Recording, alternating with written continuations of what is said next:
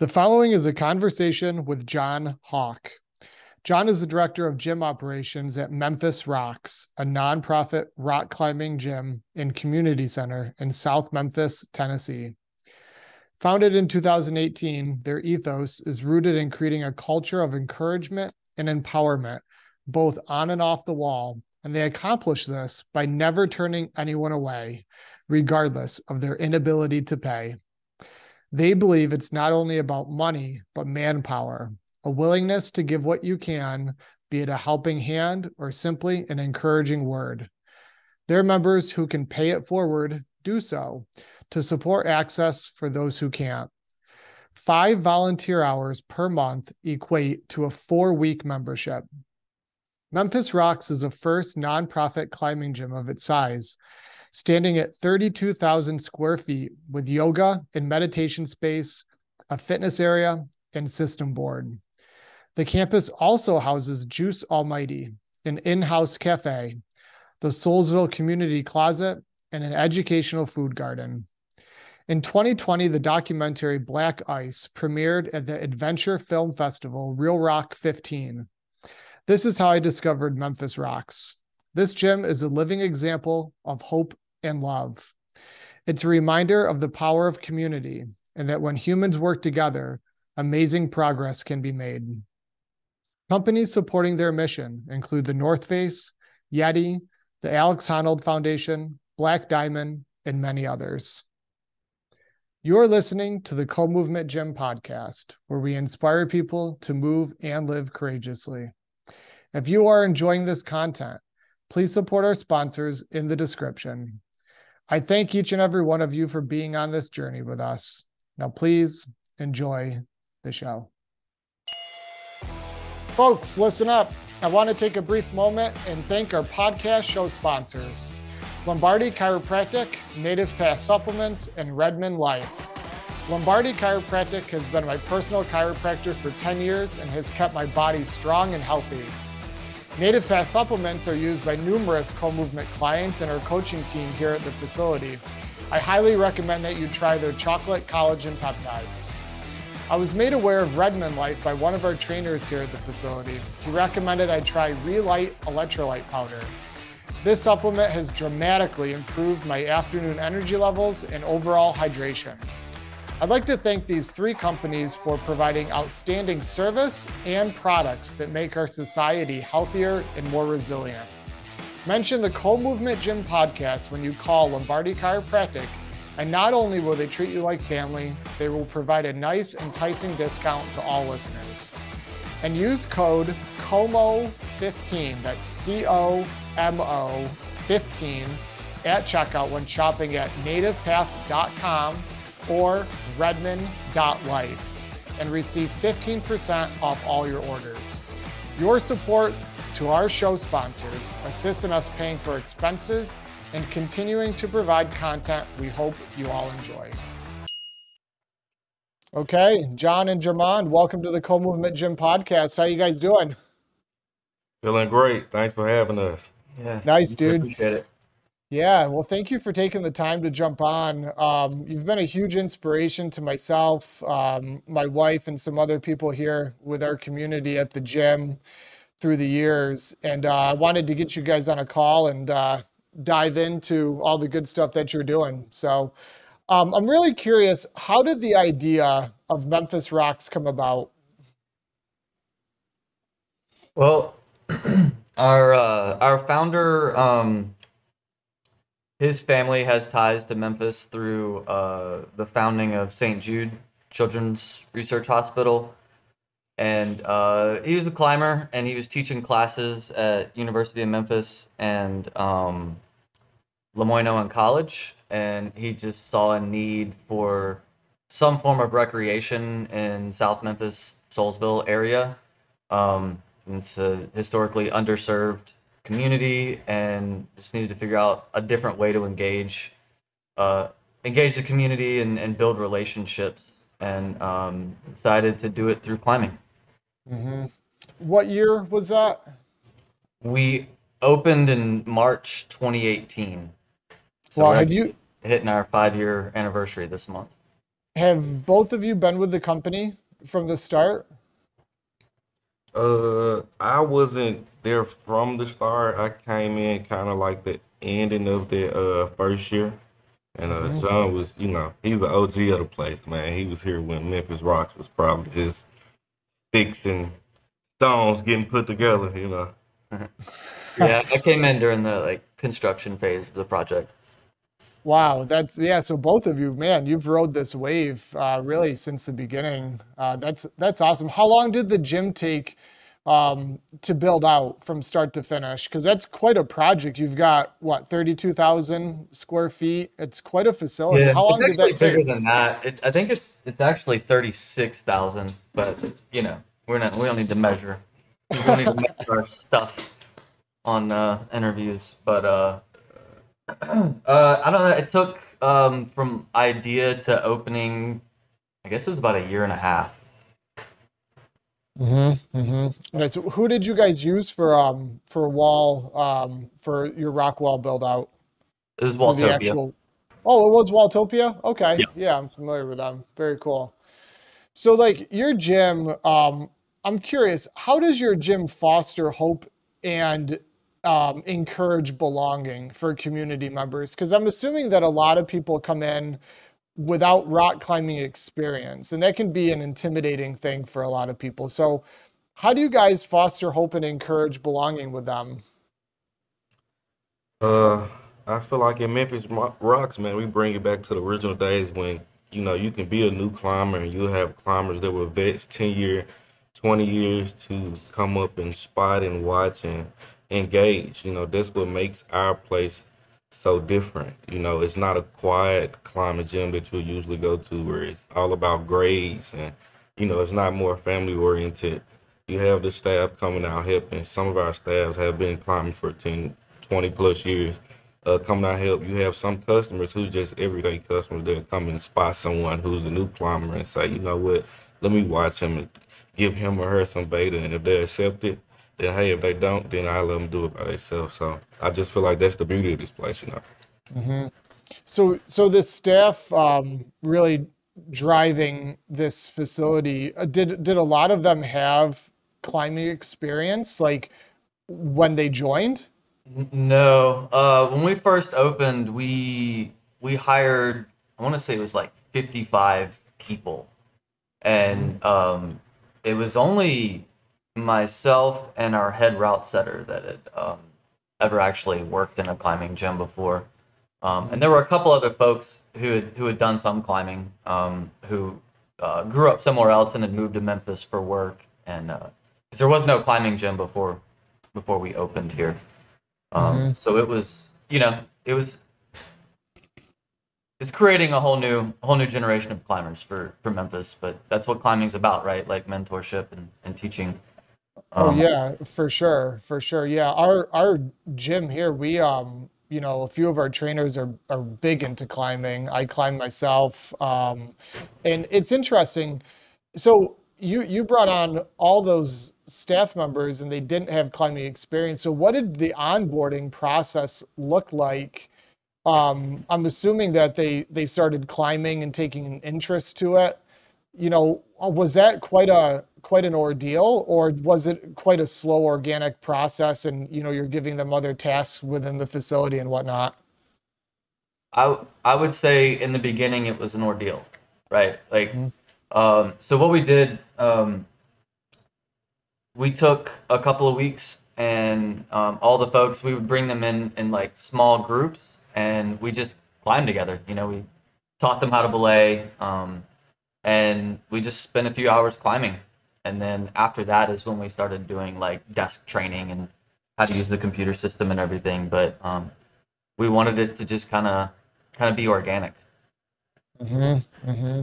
So 55 people, that, so is that how many you employ now? Right now we have about 50. 50. Mhm. Wow. Yeah, that is quite a setup. That's amazing. Wow. Well, What? there's a reason, there's a reason for that. And I Mhm. mean, I think a lot of people always focus that we're a climbing gym, but uh, it's not all we do. And in some ways, it's the smallest thing that we do. because most people are engaged on our like service programs or just uh, engaging with the community.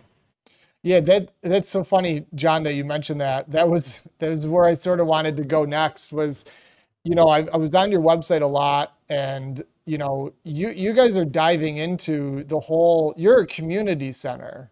Yeah. And so I've noticed that you offer a lot of other services and events and whatnot beyond just climbing. And I really think that's what sets you apart from a normal climbing gym. Can you tell our listeners like what services and events your gym hosts and what other things you guys are doing there? Yeah. I mean, we can start with the access, right? I mean, one of the biggest challenges with getting more people access to climbing is affordability. So we have a pay what you can model of getting into the gym itself, and that's really low suggested rates for day passes or memberships, or you can volunteer 5 hours a month to earn a membership. From there, we have a volunteer program that people can, like I said, earn their membership. But I would say the majority of folks these days are just volunteering because they want to volunteer. And we have a juice bar inside the gym where we serve baked wings and quesadillas. We're working on like a healthier version of pizza right now. It's good. I tasted it. It's pretty good. It is pretty good. And smoothies, and sometimes we do juices like fresh pressed juices when we can afford it. But the prices are already low in the juice bar, and this neighborhood is a food desert, so there's like 2 fast food joints. Well, no, only 1 fast food joint now. Yeah, because they just took it, and also literally took the only Walgreens and grocery store that was walking distance within this neighborhood.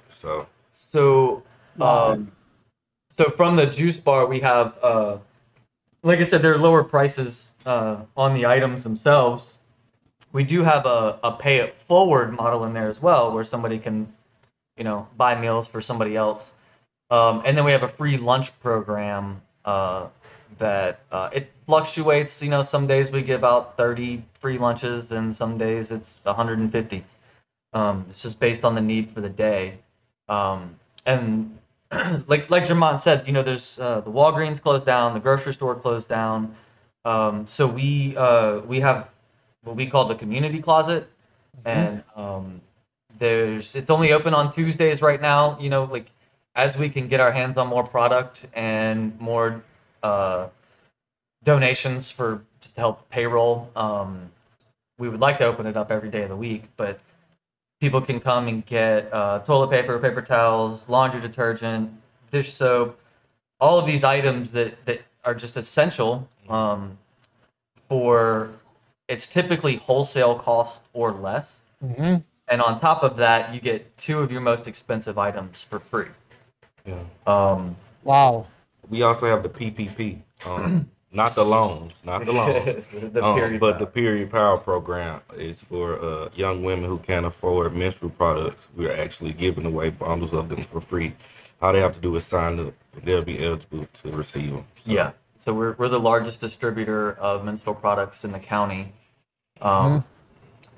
and learned a lot as soon as we started that program, because I didn't realize how many young women miss a week of school a month or work, and then also the amount of, like, in desperation comes theft. So you have people getting in trouble just because they need this basic essential product. We have so there's a lot of programs. So I don't have my list in front of me. We've got a professional development program. We try to mostly employ from either this neighborhood or a similar neighborhood. So teaching, just job skills, and trying to figure out, like, what do you want to do with your life, and figure out how to get somebody on that path. We have the garden, the community garden, where we teach folks how to grow food. I guess it's probably been a little while since we had a class, but the weather hasn't been really conducive to that. Memphis weather is weird, man. Yeah, yeah, We also have a mental health facility on our campus. It's not our, space, but they renovated one of our rooms in our other building, and it's the only walking distance mental health facility within the South Memphis area. So that's helping a lot of people within this community because a lot of people deal with trauma and things from the past and throw them on other people and quite don't understand that those are inner problems. So, yeah. I think the statistics in underserved communities, 2 out of 3 people have been abused. yeah, But probably more outside than of that. Yeah, yeah, but outside of that, I think it's like 1 in 3 or 1 in 4. So there's a um, higher number of abuse in underserved communities. We have a new one that I'm proud of that we're still kind of getting figured out is a transitional housing and okay, so it's transitional housing and pay it forward home purchase program. We bought a house behind the gym, and we're kind of still figuring that out, and we want to buy more. And I don't know how it is where you're at, but housing is an issue here in Memphis. So we've had, on average, 3 folks, mostly employees, having to stay in the gym at night because there's nowhere for them to go. And it gets tough because a place of business isn't supposed to be a shelter. Sure. So, but we have to do what we have to do, and so we want to raise money to buy more houses so we can provide a comfortable place for people to stay because people cannot show up to work with their full true self unless they have like basic comfort and needs at home first, right? Absolutely. So we're still getting that one figured out, and that's probably one of our more expensive programs because shit's crazy out there in the real estate game. Well, geez, just since COVID, 30% where we live, we're in rural upstate New York. And it's a huge issue also. Housing prices are through the roof, rental prices are through the roof. And we're seeing so many of our youth get squeezed out of the market. And hearing what you guys are doing with that kind of a vision with real estate is awesome to hear that. Yeah. I think that is so cool to go after that because you are absolutely right. Someone that's struggling, to sleep well, have a comfortable place to, lay down and eat and, relax. The rest of their life really can't be in true order, right? Unless that is. So hearing you guys do that is unbelievable. Wow. And then we have, in the climbing gym, we have kind of some of the standard programs, right? The youth climbing team, and we have yoga classes. Both of those. The youth climbing team, we do have scholarships available for families that can't afford it. And the prices are already lower than a normal gym to begin with on those team dues. Yoga classes are cheap, and we have just random free sessions as well. What else do we have? got the after school program, which is free. We teach people how to belay for free. I think we're one of the only gyms to do that. Yeah, climbing. And also lead climb for free. Yeah. I was going to ask if you guys run. We do constant lead climb. I apologize. Now, I mean, if somebody has so we charge for anything that we possibly can because we're a nonprofit, right? But we always have, that's the point of it being the access point to the relationship. It's once we get to know somebody and we know their situation, like, I mean, I'll go teach a class for free, it's fine. But yeah, the top rope belay classes are always free, and I don't understand why anybody ever charges for them, because that's like what would you say? It's a necessity to climb. Like it's it's an introduction to the sport. Yeah, and you just pulling 60 or 80 bucks out of a person for a class is, seems a little over the top to me. Yeah. Well, and that could also prevent them from never getting started. Yes. Yeah. How many members do you guys have there, or people actively involved? So like full price paying members, because the system, since we've got this volunteer stuff and these free members and things like that, the computer system that we use, which is RockGym Pro, and I'm not saying anything bad, it's just, it's not set up for this type of arrangement. So the best numbers that I have are the people that are paying. And right now it's hovering around 1,000, which is where we were at pre-COVID. Like January of 2020, we were finally hitting our stride and, had like good revenue coming in and a lot of members, a lot of energy and activity. And then, like the rest of the world, it just crashed, and we've been recovering this whole time. So we're finally starting to see that membership number get back up to that level. So 1,000 paying members, that's impressive. Wow. Wow. So how many people would you say total are involved in your community then?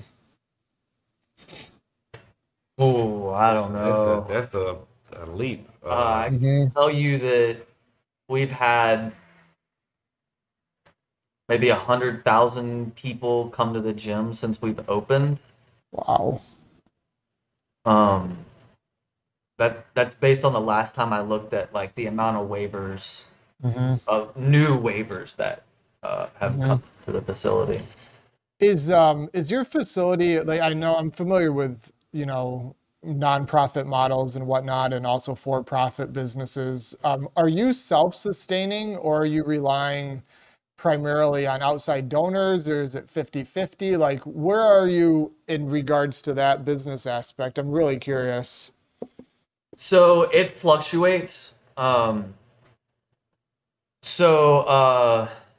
can just throw out some ballpark numbers. I mean, if we were just a climbing gym and did no service, even keeping that pay what you can model, if we had 15 staff running a climbing gym, like, yeah, we'd be breaking even. But like I was saying earlier, like the majority of what we do is outside of that, which is why our payroll gets so high, why we have so many folks, because it takes energy and people to do the work. So, I mean, we can roughly say our expenses can be close to $200,000 a month. And as far as revenue from the gym and the juice bar, 25%, 30%.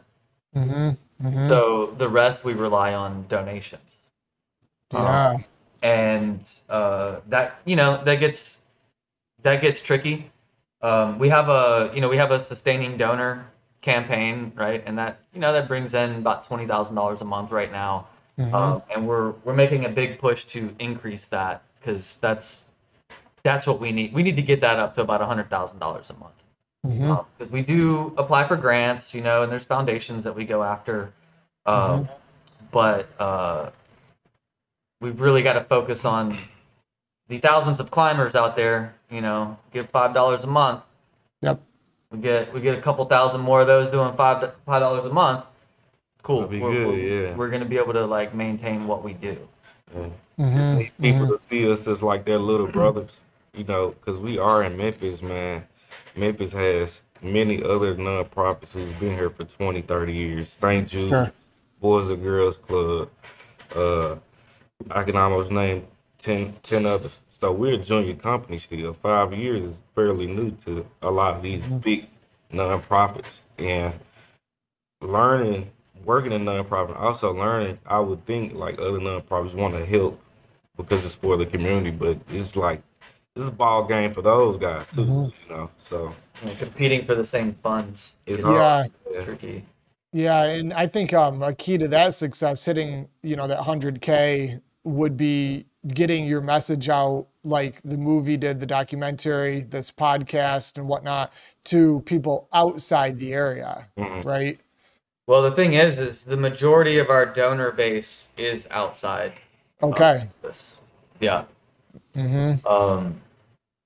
And I mean, you know, that makes sense in some ways, because the people that live here would come here and buy a day pass or buy a membership and think that that's like, it's not going above and beyond when you do that, right? Unfortunately. But yeah, and it's been tricky getting the right message out, because I mean, I was just in a conversation yesterday, and it's like, why does my organization or foundation need to give money to a climbing gym? And it's like, I don't know how else to explain. We're not a fucking climbing gym. I mean, yeah, we're a climbing gym, but like, Sure. that's like not that's not our mission, you know? Like, climbing is just the recreational outlet. But also, I guess forgot to mention, back to like the program stuff. We have plans for future programs as well that do take capital, because our campus, we have the climbing gym, but then we also have another 60,000 square foot building next door that is mostly unfinished. Okay. Wow. Prime real estate. So that's where the community closet is, and the mental health facility, and our like some of our office space. But we've been in talks with getting a free like primary care physician's office on campus, a bigger space that would create like childcare and after school program, because you know we have the after school program in the gym, but we can only take on 16 kids at a time. You know, it's just not conducive to like a big program. We have like a vocational center we want to build out, including a wood shop and some other stuff to go in there. Wow. So we've got a lot of space. Problem is construction costs. You know, I mean, just finishing out these spaces is $1 million, $1.5 million by itself. So we've got big plans, and then our founder, you know, since he's a filmmaker, we want to build out. There's an empty plot of land too that we have that we would like to build sound stages and basically turn it into a film. This whole campus be a film studio, and but unlike the ones in LA, anybody has access to that studio with all of its amenities. So we got big plans. Everything just, you know, costs money. Yeah, that's I knew that you guys were into a lot more than climbing. I didn't know that much. And that is awesome to hear that. And the number of people you're going to continue to help with that is huge. Do you guys own that real estate, the 60,000 square foot? Yeah. And you own all that? Wow. That's amazing. Another program is, well, I guess it's not a program, it's just something that we do. We are now a polling station for local and state and federal elections. This neighborhood and community just hasn't really had a reliable place to go vote. So now we do that as well. And I haven't been given exact numbers, but it looks like we've increased voting about 20% in the area. And we hope to continue that.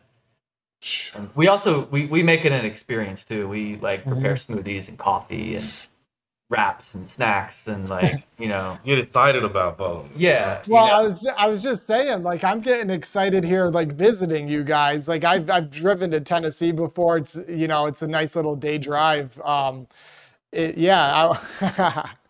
That's you're getting me going here.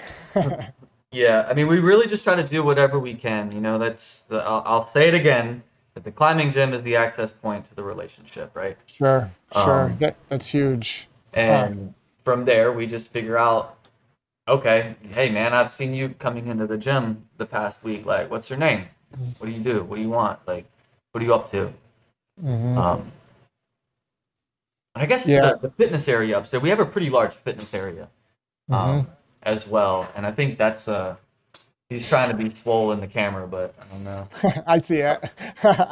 But you know, it's interesting because I've never been like a like a weight gym goer. But I would argue that those spaces can create just as much conversation and community as well Facts. as climbing. Yeah, that's what we do for a living. We are a personal training gym. And I was thinking about that before our call. Climbing is a social event for sure. But then I was also interested in what level you guys are doing with fitness, yoga, personal training, mobility type stuff, because that's a huge social circle too and has a lot of health benefits, obviously. So that's cool hearing you guys do that. How many square feet is dedicated to that at your space? About I've got to do some rough calculation. I want to say about 3,000 or 4,000 square feet. Okay, it's on the mezzanine of the kind of the bouldering area. It's cool though, man. I can't wait till you see it. You kind of get to look out at the bouldering area and front desk when you pumping your urn. Letting people see those guns at the top. You gotta, pretty sweet. That's awesome. Well, they complement each other, right? Like, the stronger your pulling muscles are, your finger strength, your legs, hamstrings, it helps climbing for sure. Right. Yeah. And we want to get more into personal training fitness side of things. It's just it's an expense that we just can't take on right now, but we have plans to do it. Do you think, I'm curious, because now you're in my realm, that's what we do. Are you looking at, providing a personal training service that you charge for, or is it free personal training? Like, what's the demand? We live in rural upstate New York, like in a cornfield. Like, we don't have many people here, but yet our business succeeds because they want to pay for personal training. Like, do you think that could be a solid line of revenue? Because the reason I ask that is I consult with and I speak to a lot of gym owners all over the US and many times outside of the US. And these gyms are generating serious revenue, 50,000 a month, 100,000 a month in personal training with spaces that are not a lot larger than what you're saying. They may be in that 5 to 10,000 range, but they're similar. Well, what do you see as potential there to do that? We tried in the past, and this is where we get into like I guess I'll call it some gray areas of life and culture and society and everything. The people that would pay the money that would kind of build some profit off of that don't really come to this neighborhood. They've got their own gyms and their own socioeconomic realm. Interesting. So what I would like to see is us to just be able to afford to have a personal trainer who is just up in that space helping people rather than being like formal classes. It's just another way of engagement and conversation, Yeah. Just being up there and just helping people anytime. For sure. For sure. I think that will have that's more important than trying to build like a revenue stream out of it. But like you said, that's where donations have to go up to cover the cost of that trainer, right? Yeah. And you got to think, man, like the people that want to pay the big bucks for a personal trainer, like they want to go into a clean space. This is a climbing gym. There's chalk all over the place. Sure. Like we wipe down the machines, but it's still chalky. It's noisy. There's just, I don't know. I mean, I'm not saying that it couldn't work. Sure. But we've tried a little bit in the past, and our focus is just kind of elsewhere right now until I can just figure out a way to just have somebody up there at all times. Yeah, it's interesting. I don't disagree with what you're saying with them choosing potentially different environments. But, I think there's a crowd out there for sure that likes the chalky environment, the louder music maybe, maybe group classes that are circuit-based, training. I think there's potential there for sure. We have a mix here. We have people for sure that pay maybe the bigger bucks that want clean, quiet, private. But then we also have people that would be more than fine in a space like yours, you know? So, you know, the number of people in your area, how many people is in Memphis? So the city. city itself is, I think, 225,000, but then the metro is like 1.6 million, 1.4, Yeah. 1.2, Yeah. somewhere around there. Yeah. So you've got, yeah, I don't know. Maybe I'm being optimistic, but I think you do have potential there for a monetization model for sure. You know, I think you'd just be attracting the right people, but that's something for you to think about. Yeah. Well, maybe we can have some side conversations about it. For sure. Yeah, I'd be more than willing to help you. Personal question for both of you. What drew you to work at Memphis Rox and why do you stay? Shit. That's a tough question. You want to go first? Yeah, well, my mom actually worked here before me, man. My mom was a janitor of this place, and in all honesty, I was like, "It's no mountains in Memphis, so I don't think this place will work." Until I came inside of this place, and just seen the joy and the laughter, and was exposed to something I never was exposed to before. Every other sport, basketball, football, soccer, lacrosse, it's a competition. Rock climbing is also a sport, but it's not so much of competition all the time. You'll have a group of people that don't know you began to cheer you on because they notice it's your first time climbing and they see you prevailing and you just flash the 5'8" or you just learn what a flag was. So it's my mom drew me to this place, man. If it wasn't for her, I wouldn't be here. And I'm grateful to be here and continue to show kids that was once me coming to this place like, what the hell is this? That you can be a rock climber, you can be different, as people out here say, and have some fun. So yeah. Yeah. Well, I've been in the climbing industry for, I guess, 20 years now. Like managing gyms. I owned a gym for a while, and in all of those spaces, I got into either arguments with partners or other management, and into trouble a lot of times because somebody wants to come in and climb and they don't have the money. I'm gonna do it. Like there were groups of I'm not gonna say names or locations, but there was this group of police officers that wanted to bring kind of these like at-risk youth into the gym, and they didn't have any money in their program, and it's like, hell yeah, get in here, let them have fun, right? But others have disagreed with that, and I've got 100 examples I can give, and I'm not going to go through all of them, but like, so the fuck what about a few bucks? Like, let's change some people's lives. Let's like give them an experience. Yeah, maybe they're not going to be climbers, but like at least they tried,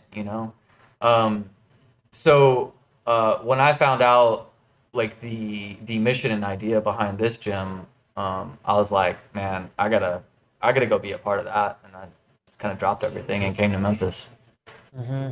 Well, where did you move from, John? I was outside of Charlotte before I came here. So that's quite a move. Yeah.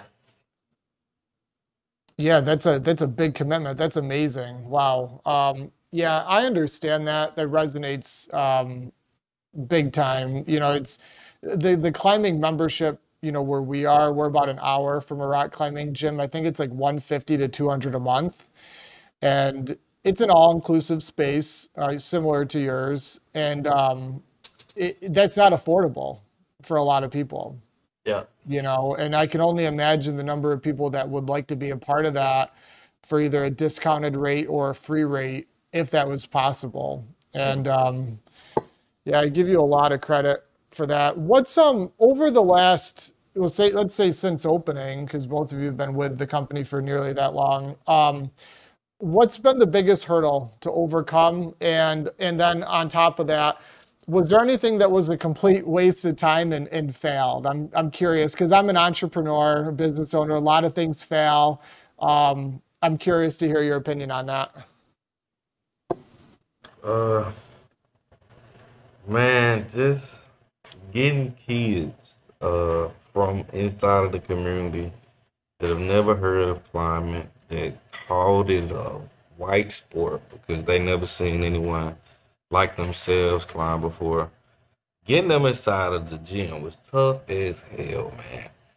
You would think it would be easy, maybe if it was a basketball goal or something dangling on the outside, they would think it was a gym and come in.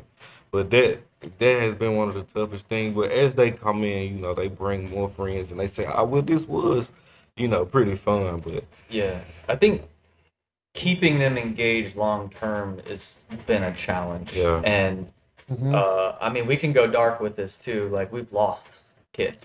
Yeah. I mean, we lost one, Dexter, last year. Yeah. He was coming to the gym every day. I mean, he was a bit of a little asshole. Yeah. But like what kid the is time it? he was here, he was staying out of trouble. But then he moved outside of the neighborhood, and when you don't have transportation here or you can't just walk here, you lose, or we lose that touch, and then he got shot up in a gas station, man. It was crazy, man. Yeah, we've lost a few kids, and it's sad. And I think that's probably one of the most emotional things here, and hurdles. And how can we, like, especially with the teenagers, and we say kids loosely, right? I mean, young adults we call kids as well, but getting them to like climbing to becoming a part of the youth team, right? So then we can get travel, because we haven't even talked about the whole like travel and experience thing yet. That's a whole nother thing. Crazy. But like, to be in that whole like competition circuit of climbing, it takes a lot of like not only financial resources, but it takes family commitment. And if you're in a single parent household, multiple kids, that parent is not taking you to this other city for a competition or even available to just be a part of the program. And so I don't see an easy fix for that either, because our system's fucked with how we have to have waivers and liability, and like everybody wants to sue. That general culture makes it hard to continue like growth with some of the kids. Yeah, I would think that I agree. I can definitely understand that the engagement piece is interesting for sure, especially in climbing, right? Because unless they're personally driven to improve, right, the grade levels at which they're climbing, I can see them burning out. But you mentioned having like, leagues, right? You have leagues there, like weekly leagues? No, we have, well, every once in a while we'll do, I think we've done like 2 separate like league events. Okay. But we have like climbing, like multiple climbing teams. Yes. And they travel though, or no? Yeah. They do. Okay. And the families fund that, or your gym does? Depends. Sure. Yeah. Because I would see that being a huge, have you seen a big response positively for engagement with those people involved with that? Yes. But I would say that the majority of the team is not necessarily from this community. Oh, sure. Okay, so they're traveling in to participate. Yeah. Interesting. Which is great, right? Because that's still like people coming Sure. together, getting to know like different backgrounds and cultures. I'm not knocking it. I just it's just kind of going off of the challenge of keeping the youth engaged in climbing itself. For sure. Have you reached out to the school systems there? Whether it's promoting what you do or we have just recently. We just had an event. It was 2 weeks ago for Black History Month. Oh yeah. Yeah, we had some black athletes from North Face come in that were rock climbers, and me and 2 more of my colleagues went out to probably about 10 to 12 schools and passed out flyers. And only a group of those kids showed up, So Sure. Sure. Once again, it's just a challenge, man. Also, it's more of the parents. I wouldn't say the kids, because the kids are bummed about it, right? Hmm. I go and sell Memphis Rocks, like, yeah, man, we got some of the best food, like 35, 45 for walls. You can have an amazing time. And they like, Hmm. cool, but it's the parents that has to make that access point to us. So Sure. yeah. Sure. Yeah, So because they can be they are or could be the barrier, yeah. to letting them move forward for Mhm, sure. mhm. But You we mentioned the. have a middle school and high school charter school like right across the street. So, we Hmm. could they have a like a climbing club Hmm. that's just getting started after 5 years of being neighbors.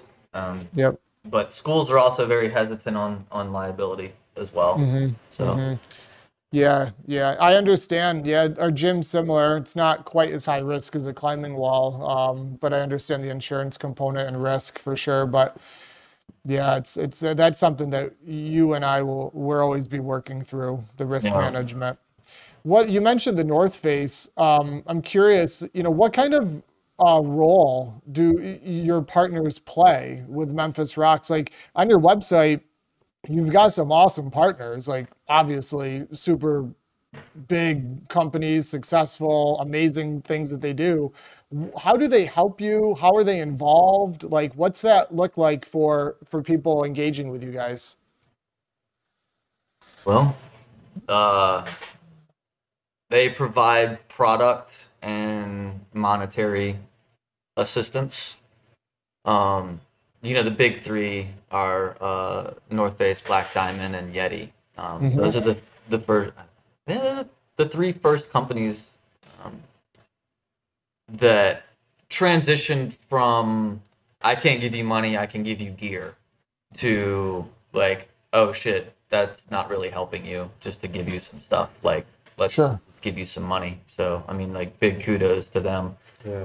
But along with that, it's like, they send athletes for events, and that helps with our like community engagement.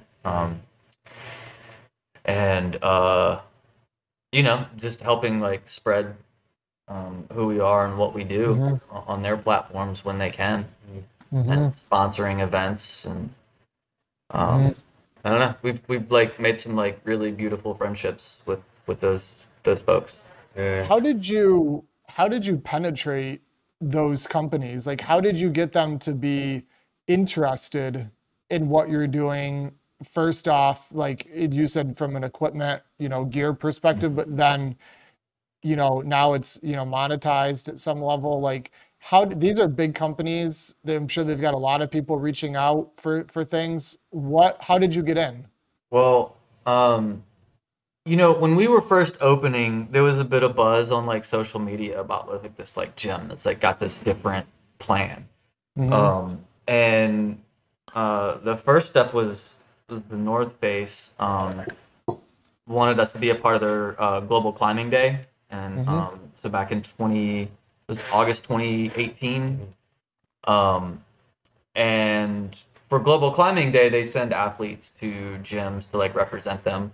And Conrad Anker came here, Hmm. Yep. and then he like fell in love with the place immediately. And that's really helped with like the communication chain with the North Face.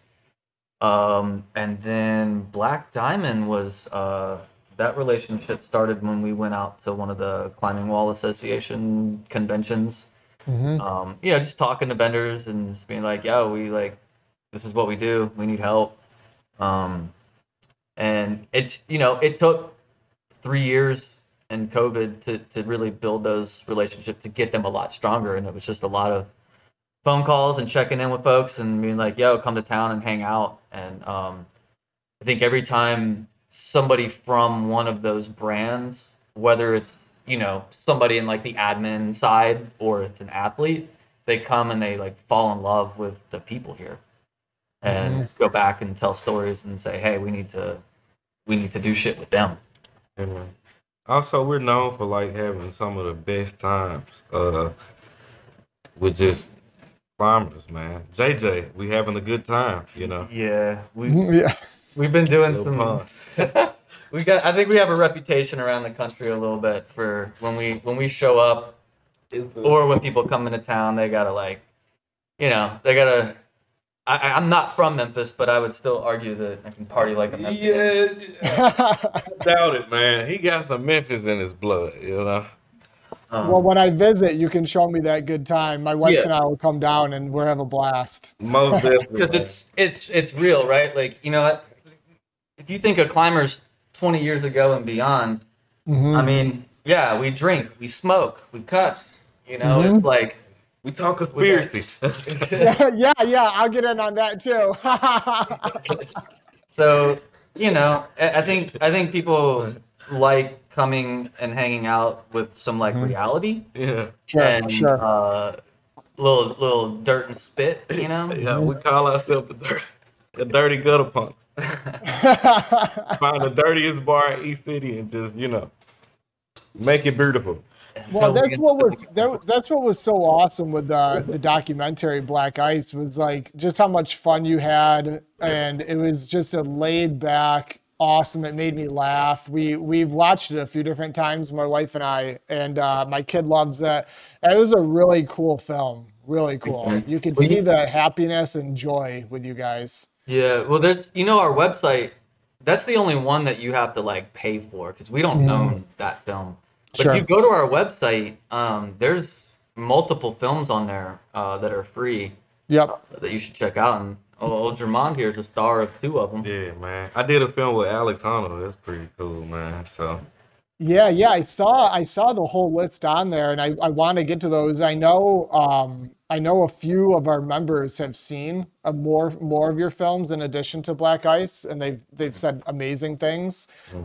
So yeah, I'm gonna check those out personally. But I think that's gonna be, a continued key to your success in getting the word out there beyond just the central region. There is your films. I think, yeah, I know. Yeah, your partner, the founder, you said is a filmmaker. I've learned this with my company. I'm learning all the time, but film in media is so powerful. And more so than I even anticipated up even till a year ago. Now we're on this big, Instagram, YouTube push to promote what we're doing, right? Yeah. Trying to get more followers. And having a great film crew, like it sounds like what you guys have access to, that could be real big. Yep. So what's the 10-year vision for Memphis Rox? I know you laid out some cool stuff in the beginning. Is that it? You want to expand into the 60,000 square foot facility. You want some of those programs you mentioned earlier. Is there anything else that you left off of that in the next, say, 10 years that you would want to get to or pursue? Well, if we're dreaming, it would be like DC Rox, Chicago Rox, like finding more cities that we can build a gym in, and I'm just naming random cities. Sure. But finding other places, and if it's not a climbing gym, if it's a skate park, cool. Like just finding more communities that have soul and light that have been neglected, and bringing that light back to them. So let's talk about that. That's very interesting. I love that. What would that look like? Like if there's a city in central New York that loves what you're doing and would like to talk to you, because you're mentioning sort of like a franchise type model-ish, or what do you envision that looking like? I would rather it not be a franchise since we are a nonprofit. I'd rather, kind of keep it a little tight in how we're branding ourselves. But we do, I have 3 to 4 emails a week of people like, hey, I like what you do. I want to do something similar. And I have those conversations all the time. So we give a large part of my job is giving free advice on how to do those things. So we're always more than happy to help anybody. But when it comes to like us coming into town, we want to do things our way,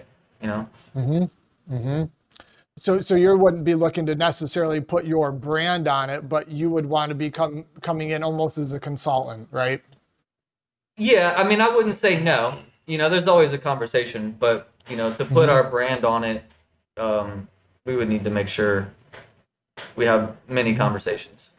Yeah, I think that has tremendous opportunity. I think one question, just playing a slight devil's advocate, and I may be wrong, but a question I would pose is if I wanted to do or have these conversations and I'm interested in something like this myself, would be the funding, right? Like I think that's something that we've touched on quite a bit is how do I make this, whether it's self-sustaining or not, let's say it's donor driven, that would be my primary concern to getting something launched like that. Would you, I know obviously you're analyzing it with your own facility, but would you foresee that being a question and concern for a lot of people?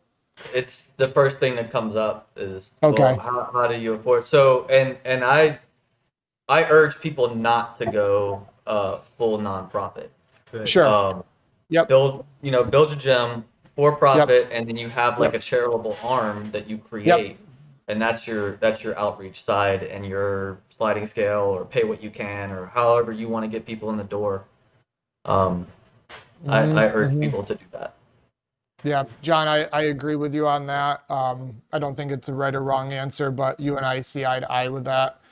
What kind of advice would you give to a 20-year-old that's confused and lacking a sense of purpose? Oh man, You ain't been 20 in a while. man, I was 20 years ago. Find a mirror, man. Nah, seriously, find a mirror. When most people are confused, because I am that person, I was that person, I was even more confused. You don't understand that you are the light in this dark world, right? You understand it's something shining, but you don't understand it's you. So find a mirror. And what I mean by saying find a mirror is find something that you enjoy doing, that you like, that can bring the positivity out yourself and kind of make you escape from the negativity. I enjoy climbing. That was my mirror. I was trapped in a low income community, surrounded by nothing but violence, groups of kids with nothing to do. Based on where you are in the world, some get in more trouble than the others. A group of kids in Utah with nothing to do may get into a little trouble and get grounded. Same trouble in Memphis, Tennessee, maybe 10 years. You know what I'm saying? So just find that mirror. Understand that you are the light within this darkness, this space we call the universe and the world, and find something that brings that inner joy out of you, man.